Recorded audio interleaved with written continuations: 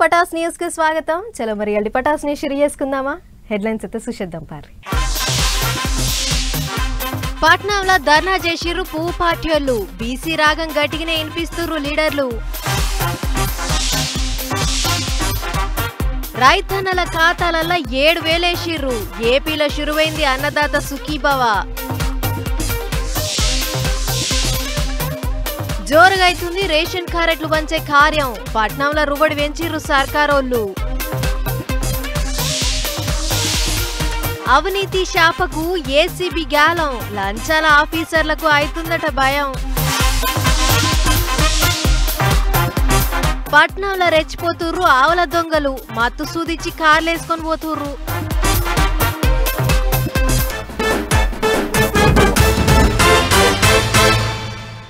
అన్నిటికంటే ముందుగా ఒక పెద్ద వార్త పట్టుకొచ్చిన, అదైతే చూడాలి కదా, చూద్దాం పారి. ఓష్ని గిదెందులా నిమ్మలానికే మారుపేరైన మన నాగర్ కర్నూలు ఎంపీ మల్లు రవి సార్ అగ్గి మీద గుగ్గిలమైండు. కొల్లాపూర్లో పైసల మంత్రి బట్టి సార్ పెట్టిన ఓ మీటింగ్ లా సార్ సీరియస్ గా ఏదో ముచ్చట చెప్తుంటే పక్కెమ్మటున్న ఓ అన్న కాగితం మీద స్పీచ్ దబ్బిన ఒడిపిర్రి సార్ అని రాసుకొచ్చి ఇచ్చిండు.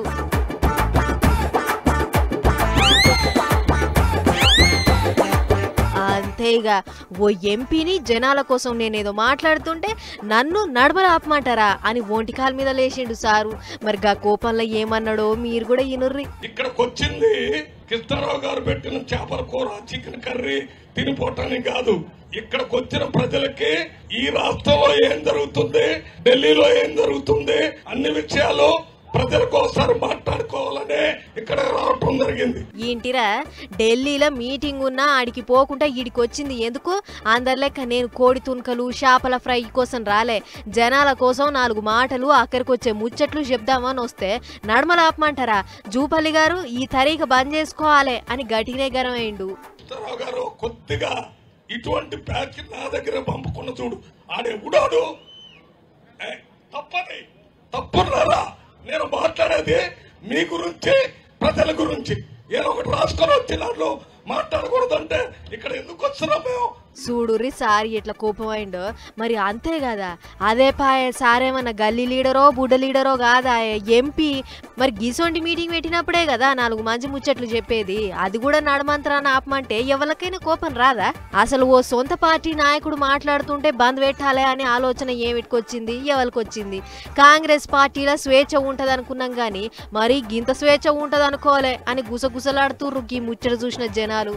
అన్నట్లు ఇప్పుడు గీ ముచ్చట సోషల్ మీడియా వైరల్ అయి తిరుగుతుంటే ఎగస్ పార్టీ వాళ్ళకు సందు దొరికినట్లు అయ్యింది అని కామెంట్లు రాసుకొస్తుర్రు నెట్టన్నలు.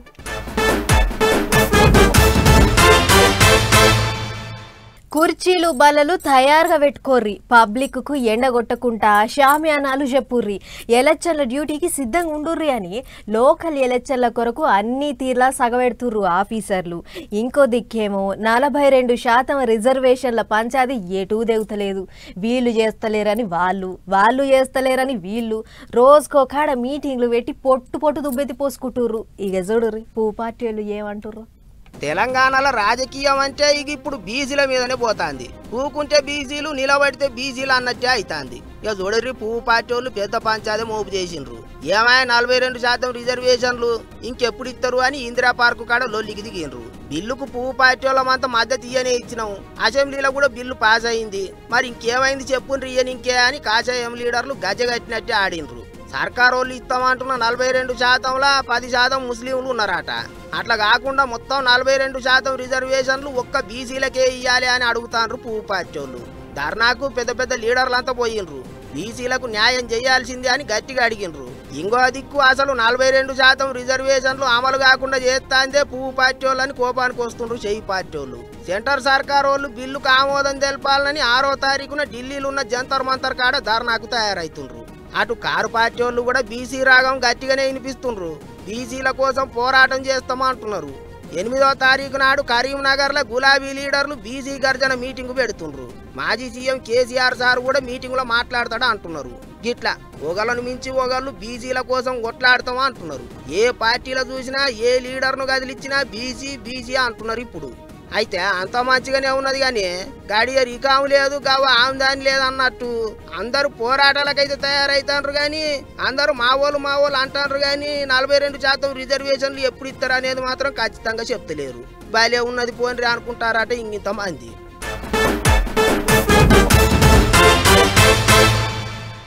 అవి ఇస్తామన్నారు ఇవి ఇస్తామన్నారు ఇంకెప్పుడు ఇస్తారు అని ఎగస్ పార్టీ వాళ్ళు తాపకోసారి మైక్ల ముంగట్టుకొచ్చి సాపిస్తుర్రు. అందుకే కావచ్చు ఇక ఆలోచన చెయ్యొద్దు అన్నట్టే ఒక్కోటి అన్ని పథకాలు ఎగరబెడుతుర్రు ఏపీ సర్కార్ వాళ్ళు. 1వ తారీఖు పింఛన్లు ఇచ్చి ముసలోళ్లను దిల్కుష్ చేసిర్రు. 2వ తారీఖున ఖాతాలలో పైసలేసి రైతన్నలను ఖుషి చేసిర్రు. ఇక చూడుర్రు మీరే. ఆగస్టు నెలలో ఏపీ పబ్లిక్ ను మంచిగానే ఆర్చుకుంటారు సర్కార్ వాళ్ళు. శుక్రవారం ఇంటింటికి తిరిగి పింఛన్లు పంచిపెట్టిండ్రు. శనివారం ఇంకో సూపర్ 6 పథకం చాలు చేసిండ్రు. రైతన్నలకు పెట్టుబడి సాయం కింద 7,000 అకౌంట్లలో వేసిండ్రు. 7,000ల్లో 5,000 రాష్ట్ర సర్కార్ వాళ్ళు ఇస్తే 2,000 సెంటర్ సర్కార్ వాళ్ళు ఇచ్చిండ్రు. అప్పట్లో ఎలక్షన్ల టైంలో అన్నదాత సుఖీభావ పథకం కింద ఏడాదికి 20,000 ఇస్తామన్నాడు కదా సీఎం సారు. అందులోకేంచి ఇప్పుడు 7,000 ఇచ్చిండ్రు. తతిమ 14,000 మళ్ళీ 2 కిస్తీల కింద ఇస్తారా అన్నట్టు. ఇదిట్లుంటే రైతన్నలతోని మీటింగ్ కాబట్టి సీఎం సారు పచ్చటి చిలకల నడుమ పచ్చ మంచం వేసుకొని కూర్చొని మీటింగ్ పెట్టిండు. అటు రైతన్నలు కూడా మంచాల మీదనే కూకున్నారు. అందరినీ అన్ని తీర్ల ఆపది సాపది అడిగి తెలుసుకున్నాడు ముఖ్యమంత్రి. పెద్ద ముచ్చట ఏంటిదంటే ఇప్పటి సంది కాలాన్ని బట్టి ఏ పంట పండిస్తే మంచిగా లాభాలు వస్తాయో గా పంటలు ఏంటివో సర్కారు వాళ్ళే ముందుగాల అన్ని తీర్ల తెలుసుకొని రైతులకు చెప్తారట. పలానా పంటలు వేస్తే లాభాలు గట్టిగా వస్తాయని చెప్తారట. మంచి ముచ్చట్నే. ఇక అటు వారణాసిలో మీటింగ్ అయిన మోదీ సారు పీఎం కిసాన్ పథకం పైసలు రైతన్నల ఖాతాలలో వేసిన వెంటనే ఇటు చంద్రబాబు సారు కూడా అన్నదాత సుఖీభావ పథకం చాలు చేసిండు. మంచం మీద ఊకొని మోదీ సారు ముచ్చట్లన్నీ విన్నాడు. ఇక అది అట్లుంటే సర్కారు వాళ్ళు ఇదివరకు చేసిన పనులు చేసే పనుల గురించి చెప్పుకుంటేనే 15 ఆగస్టుకు రాష్ట్రం అంతా ఆడోళ్లకు ఫ్రీ బస్సు చాలు చేస్తాను, ఎక్కడికి తిరిగినా రూపాయి ఖర్చు లేదన్నట్టు కూడా చెప్పిండు సీఎం సారు. గిట్లా మొత్తానికి ఆగస్టు నెలలో ఒకటి ఒకటి పబ్లిక్ కు తీపి ముచ్చట్లే చెప్తున్నారు ఏపీ సర్కార్ వాళ్ళు.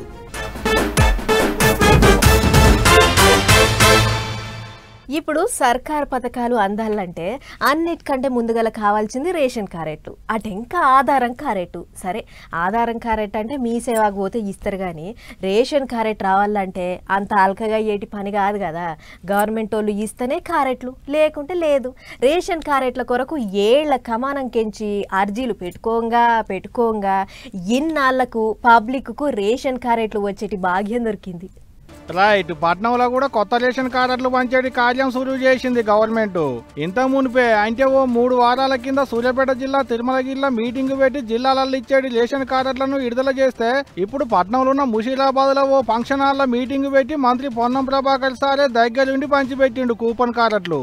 ప్రజాపాలన ప్రగతి బాట పేరుతో రాష్ట్రం అంతా కూపన్ కార్డులు పంచేటి కార్యం అన్నట్టు.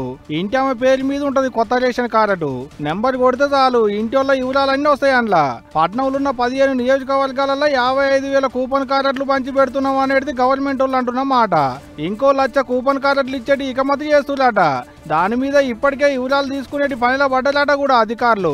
పోయిన 10 ఏళ్లు ఎన్ని అర్జీలు పెట్టుకున్నా కూపన్ కార్డులు ఇవ్వకపోయేటాళ్లకు పబ్లిక్ మస్తు తిప్పల పడ్డారు. పెండ్లై 10 ఏళ్ళైనా ఇంతవరకు రేషన్ కార్డే లేదు. 10 ఏళ్లు అధికారంలో ఉన్నోళ్ళు చేయని పనిని ఇప్పుడు మేము వచ్చి చేసినాం అన్నట్టు చెప్పుకొచ్చిండు మంత్రి పొన్నం ప్రభాకర్ సారు. అంతేకాదు ఆషాఢ మాసంలో బోనాల జాతర నడిస్తే శ్రావణ మాసంలో రేషన్ కార్డుల జాతర నడుస్తుందట.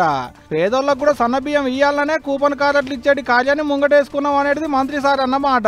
ఇది ఒకటే కాదు, 200 యూనిట్ల ఉచిత కరెంటు, 500కే గ్యాస్ సిలిండరు, అమ్మలక్కలకు ఆర్టీసీల పుక్కట్లనే బస్సు, రైతులకు రైతు భరోసా, రుణమాఫీ, సన్నోట్లకు 500 రూపాయల బోనసు, నియోజకవర్గానికో 3,500 ఇందిరమ్మ ఇండ్లు, ఇప్పుడు కూపన్ కార్డులు.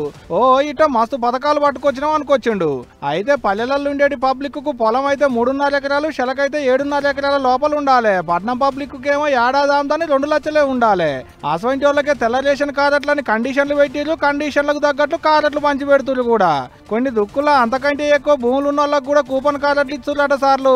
50 ఎకరాలు 100 ఎకరాలు ఉన్న వాళ్ళకు కూడా కూపన్ కార్డులు ఇచ్చిర్రట. మరి గాదాని మీద కూడా ఓ నజరేయ్యి, లేకుంటే పేదోళ్లకు నష్టం జరుగుద్ది అని అంటున్నారు తెలంగాణ పబ్లిక్.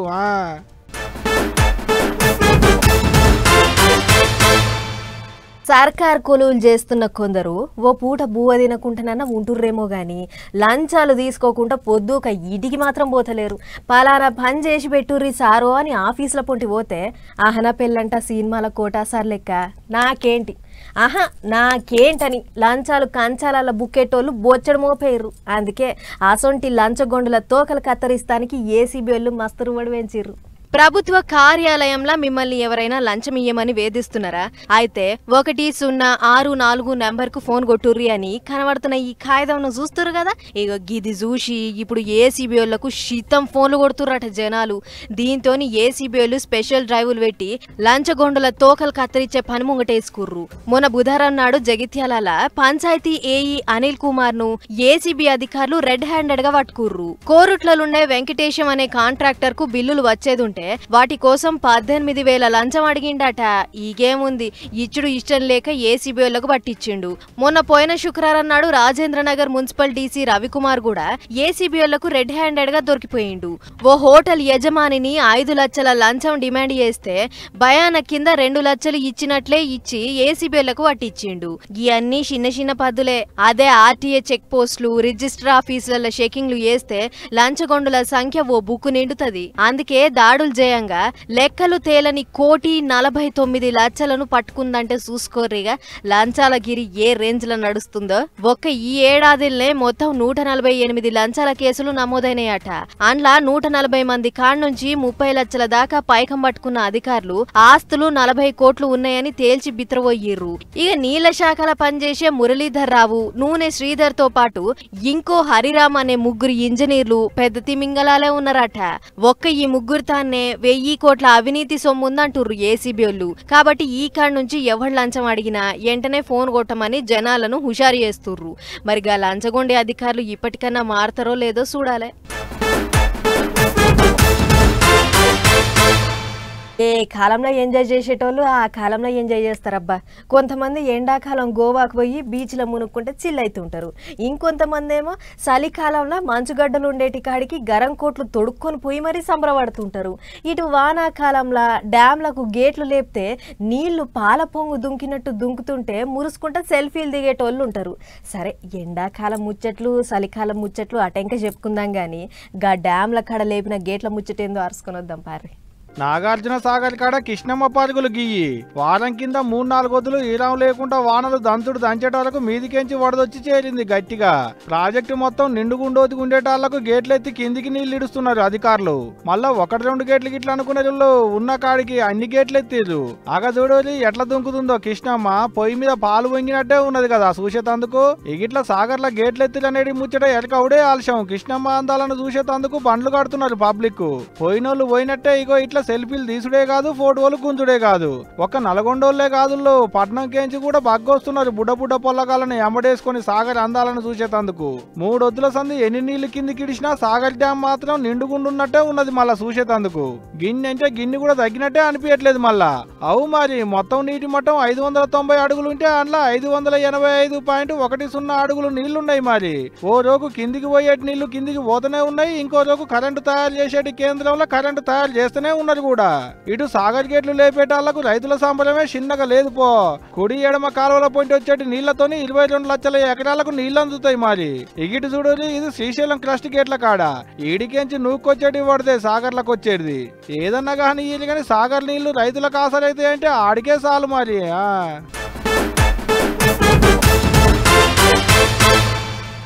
ఇంతకు మునుపు దొంగలంటే మూతులకు మాస్కులు కట్టుకొని మోకాలు కనబడకుండా అర్ధరాత్రి అందరూ పడుకున్నాకొచ్చి ఇళ్లల్లో పడేటోళ్ళు ఉండే. కానీ ఇప్పుడు దొంగలు కూడా అప్డేట్ అయ్యిర్రు. కదర్ బట్టలు వేసుకొని కార్లు వస్తుర్రు, పని కానిచ్చుకొని అవతల పడుతుర్రు. ఏంది చెప్తే నమ్మ బుద్ధి అయితే లేదా? అయితే ఇగో గి వార్త చూడరు, మీకే తెలుస్తుంది. రైట్, కదరి బట్టలు వేసుకొని కార్లలో వచ్చి ఆవులను ఎత్తుకపోతున్నారు దొంగలు. ఏడేడ ఆవులున్నాయో పొద్దంతా తిరిగి చూసుడు, అందరు వండుకున్నాక అర్ధరాత్రి పెద్ద కార్లు వేసుకొని వచ్చుడు, రోడ్డుకు పక్క పొంటి వండుకున్న ఆవులకు మత్తు సూదులేసుడు, అటెంక ఇగో ఇట్లా కార్లలో మెలుక్కొని అవతల పడు. మళ్ళీ ఎక్కడనో కాదుల్లో మన హైదరాబాద్ పట్టణంలే సికింద్రాబాద్ ఏరియాలున్న బండిమేట్ల 2 దుక్కుల ఈటనే ఆవులను ఎత్తుకపోయిరు దొంగ బడివేగాండ్లు. అనుమానం వచ్చిన చుట్టుముట్టుండేటి పబ్లిక్ పోలీసులకు ఫిర్యాదైతే దొంగన్నల పనితనం అంతా బయటపడ్డది. అగదూడూరి ఖరీదైన కార్లు కద్దలు బట్టలు ఏం తెలవని ఎటిపూస లెక్కనే కార్లేసుకొని ఒత్తుడు, పండుకున్న ఆవులకు సూదులేసుడు, మత్తొచ్చి అడ్డం పడంగానే లేపి కారు డిక్కిలా మెలుక్కునుడు, కార్లేసుకొని అవతల పడుడు. మనోళ్ళ పనితనం అంతా బుడ్డ కెమెరాలలో రికార్డ్ అయ్యేటాలకు కేసులు రాసుకొని పట్టుకునేటి పనిలో పడ్డారు పోలీసోళ్ళు.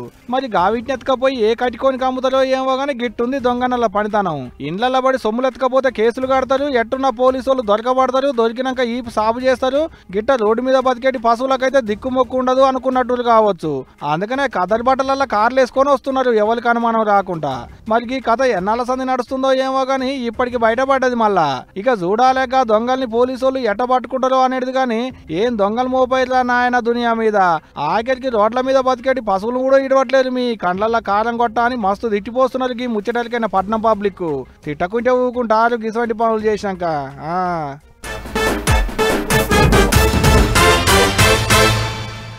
ఇంట్లో వండుకుంటే ఒకటే కూర ఒకటే బువ్వ. అదే హోటల్కు పోతే నచ్చింది ఆర్డర్ ఇవ్వచ్చు, నిమిషాలలో బొత్త నింపుకోవచ్చు. మరి గా హోటల్ వాళ్ళు అలా సాయిబార్లు ఏం వండుతుర్రో తెలియదు, ఎప్పటిది వండుతుర్రో తెలియదు. మంచిగా కలరేసి తెచ్చి ముంగట పెట్టంగానే బాంబుక్కలు పెట్టి 100, 1000 అలా గల్లా పెట్టలే వేసి వస్తాం.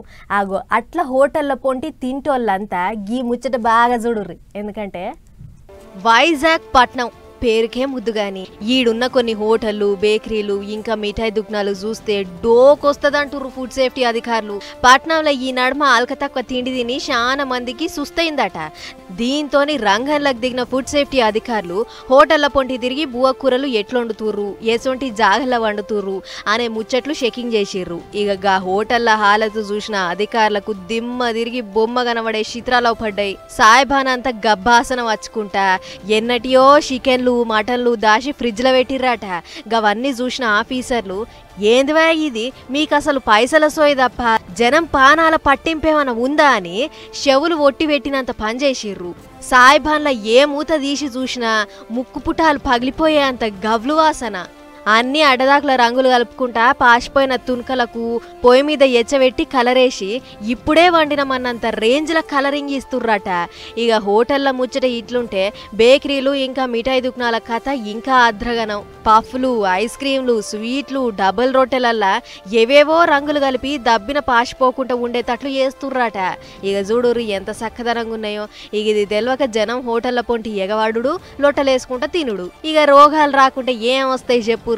ఇప్పటికన్నా ఈ గలీజ్ దందా మార్చుకుంటే మంచి, లేకుంటే లైసెన్స్లు రద్దు చేసి సీజ్ చేస్తాం చూసుకోరి మరిగా అని హెచ్చరిక చేసిపోయిర్రట.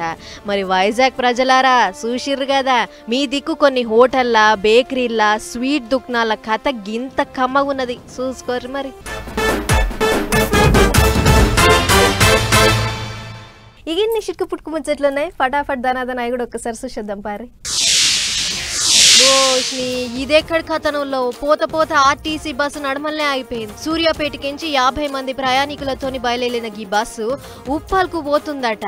ఇక రాంగ నడమల మోత్కూరుకు చేరంగానే ఏమైందో ఏమో శాటిలైట్ సిగ్నల్ అందక బస్సు ఆగిపోయింది. దీంతో ఎక్కిన ప్రయాణికులు దిగి గిట్ల షాప్ల పొంటి సల్ల నీడకు నిలబడ్డారు.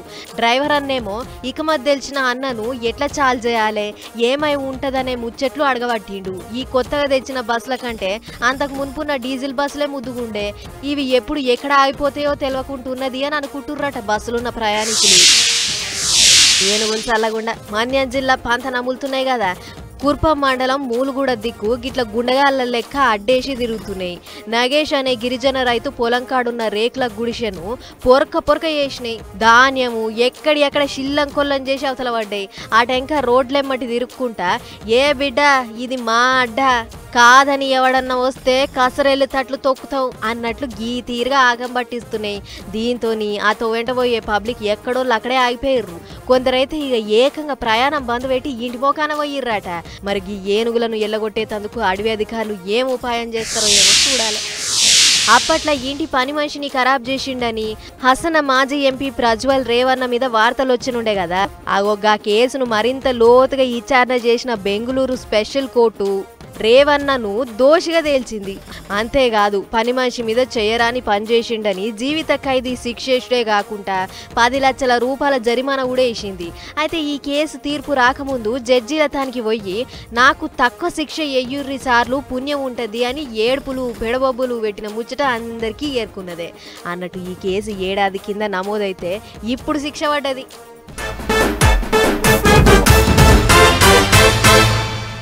చలో మరి ఇవ్వనమాట యాల్టీ పటాస్ న్యూస్ ముచ్చట్లు ఇంకో ఎపిసోడ్లో మళ్ళీ కలుసుకుందాం. నమస్తే.